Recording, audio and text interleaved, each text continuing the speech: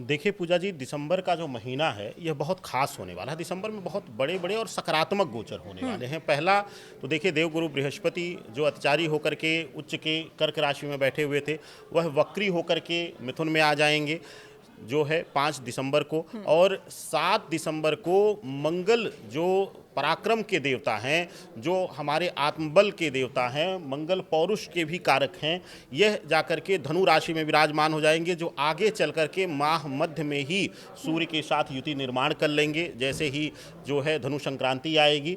और शुक्र भी आकर के माह के मध्य में ही बैठ जाएंगे धनु राशि में। तो बहुत बड़े और सकारात्मक परिवर्तन होने वाले हैं। तो जो आपने वो शब्द कहा कि अंत भला तो सब भला, ये सच्चाई है कि पूरा हम कितना भी दिन भर अगर परिश्रम करें या पूरे माह हम कितना भी परिश्रम करें, जब हमारा पारिश्रमिक मिलता है या जब हमें संध्या बेला में एक सुखद अनुभूति होती है, वह अंत ही हमें याद रहता है। तो ऐसी अवस्था में माह 2025 का जो अंतिम महीना है, यह माह दिसंबर जो है, यह अद्भुत रहने वाला है, सभी के लिए सकारात्मक लेकर आ रहा है। देखिए, जब सबको सकारात्मक कहा जाता है पूजा जी, तो लोग कहते हैं कि मेरे जीवन में कैसे। अब जनरल जो गोचर है, सामान्य गोचर है, उससे हट करके कहीं ना कहीं आपकी लग्न कुंडली ज़्यादा फलित होती है कई बार। तो ऐसी अवस्था में अगर विपरीत परिस्थितियों में आपके वह ग्रह जो इस समय हमने चर्चा किया कि शुभतापूर्ण गोचर कर रहे हैं, वही जाकर के अशुभ स्थानों पर बैठ गए हों कुंडली में या पाप भाव में बैठ गए हों, तो जाहिर सी बात है आप परेशान होंगे। लेकिन ओवरऑल यह गोचर जो है बहुत सकारात्मक है, बहुत अच्छा है, और यह माह भी बहुत अच्छा जाने वाला है। अच्छा राकेश जी, अब देखिए, आपने 5 दिसंबर और 7 दिसंबर इन दो तारीखों का जिक्र किया जिसमें बड़े गोचर होने वाले हैं। 5 दिसंबर को बृहस्पति मिथुन राशि में गोचर होगा और 7 दिसंबर को मंगल धनु राशि में। तो एक स्पेसिफिक क्वेश्चन ये आता है कि ये कुछ राशियों के लिए ही मंगलकारी होगा, उनके लिए ही फायदेमंद होगा, या हर राशि के लिए? देखिए, जब भी कोई पूजा जी गोचर होता है तो वह 12 की 12 राशियों पर इफेक्ट करता है। 12 राशियां हैं, 12 भाव हैं कुंडली में, सभी भावों को वह कहीं ना कहीं प्रभावित करेगा ही करेगा।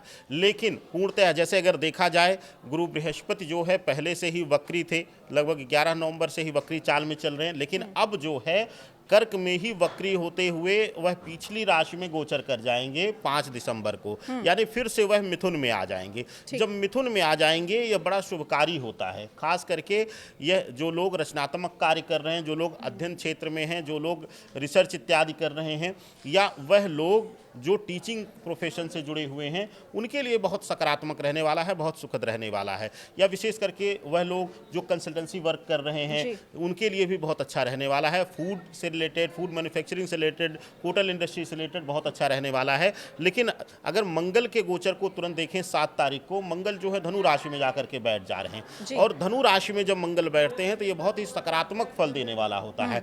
हम सब का यह 12 की 12 राशियों में देखा जाएगा कि जो है आत्मविश्वास में वृद्धि होगी, आत्मबल बढ़ेगा। अभी जो छोटी छोटी चीज़ों पर पूजा जी आपने देखा होगा कि लगभग जून के बाद से, 7 जून के बाद से ऐसी विपरीत परिस्थितियां बनी हुई हैं हर किसी के लिए। यह सामान्य मैं बोल रहा हूं आपको कि आपने अपने साथ भी स्वयं देखा होगा कि आकस्मिक रूप से हम बहुत जल्दी जो है अपना जो है आत्मबल लूज करना शुरू कर दें, कॉन्फिडेंस लूज करना शुरू कर देते हैं, घबराहट होने लगती है, बड़े डिसीजंस के समय हम बहुत कंफ्यूज हो रहे थे। वह सारी चीज़ों में अब सुधार हो जाएगा और बहुत सारे पॉजिटिव सकारात्मक चेंजेस अब यह 5 तारीख के गुरु के गोचर से और मंगल के गोचर से देखने को मिलेगा। ये जो आप सकारात्मक बदलाव बता रहे हैं, ये कब तक रहेंगे? मतलब ये क्या सिर्फ दिसंबर के महीने के लिए है? देखिए, लगभग मंगल जो है 40 से 45 दिनों तक एक राशि में रहते हैं। लेकिन अगर गुरु के गोचर को देखा जाए तो गुरु बृहस्पति वक्री अवस्था में मिथुन राशि में ही विराजमान रहेंगे लगभग मार्च तक, 11 मार्च तक। तो यह जो हम फलित प्रभावी देख रहे हैं, यह सिर्फ 2025 का अंत ही भला नहीं कर रहा है, यह 2026 वर्ष का शुरुआत भी, शुभारंभ भी बहुत शुभकारी कर रहा है। तो ये एक लंबे समय तक फलित होने वाले गोचर हैं। इसमें जैसे शुक्र और सूर्य का गोचर जो है, सूर्य 1 माह का है, शुक्र जो है 1 माह से कम का गोचर होता है। तो ऐसी अवस्था में जो 2 बड़े ग्रह हैं, मंगल और गुरु, यह दोनों जो है एक लंबे समय तक प्रभावी रहेंगे और इनका प्रभाव पूर्ण रूप से 2026 के शुरुआती महीने में भी देखने को पूर्णतया मिलेगा। अच्छा राकेश जी, 2 तारीख का और जिक्र करूंगी जो मेरे पास डिटेल है। 16 दिसंबर को सूर्य धनु राशि में गोचर होंगे और 20 दिसंबर को शुक्र वृश्चिक राशि से निकलकर धनु राशि में गोचर होंगे, जैसी जानकारी है। तो इसका क्या मायने हुआ और ये कितना सही रहेगा? देखिए, हर माह जो है सूर्य संक्रांति आती है 15 से 16 तारीख के बीच, और जो आप बता रही हैं सूर्य जो है गोचर करके अब जो है वह धनु राशि में पहुंच जाएंगे। धनु राशि में वृश्चिक राशि से निकल करके सूर्य की मंगल की राशि से निकल करके गुरु की राशि में पहुंच जाएंगे और वहां मंगल के साथ युति करेंगे। राजा और सेनापति जब एक साथ होंगे तो जाहिर सी बात है बहुत बड़े बड़े परिवर्तन होंगे। और जब यह युति 16 तारीख को बनेगी और 20 तारीख को जब शुक्र देव जाकर के इसी राशि में धनु राशि में ही बैठ जाएंगे तो मंगल, शुक्र और सूर्य की यह त्रिग्रही युति जो है अद्भुत चमत्कारी प्रभाव दर्शाएगी।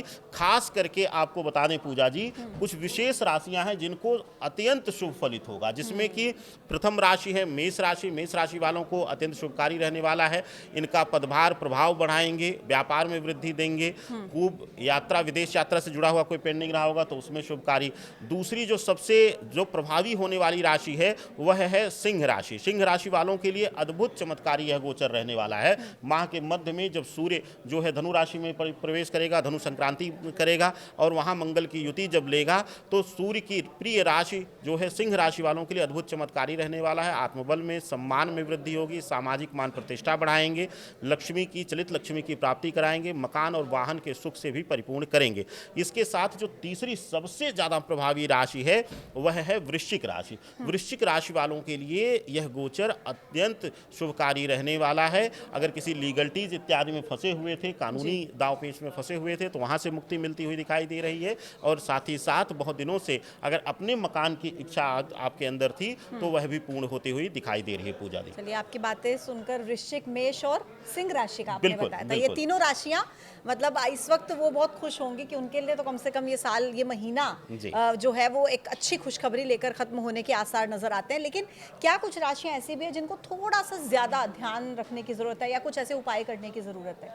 बिल्कुल पूजा जी, सही कहा आपने। देखिए, जब भी कोई, मैंने इसीलिए शुरुआती दौर में ही कहा, कोई भी जब घटना होती है, खगोलीय घटना है पूजा जी, एक काइनेटिक एनर्जी का चेंज है। और जब भी कोई घटना होती है तो उसका किसी पर सकारात्मक तो किसी पर नकारात्मक प्रभाव जरूर आता है। तो ऐसी अवस्था में जब सकारात्मकता दे रहे हैं तो कुछ राशियों पर कुछ विशेष प्रकार का जो है नकारात्मकता भी देंगे। इसको नकारात्मकता भी नहीं कहेंगे हम, इसको सजगता में अगर हम लें तो हम ज़्यादा सही कह सकते हैं। जैसे कि विशेष रूप से वृष राशि के लिए, दूसरी राशि चक्र की राशि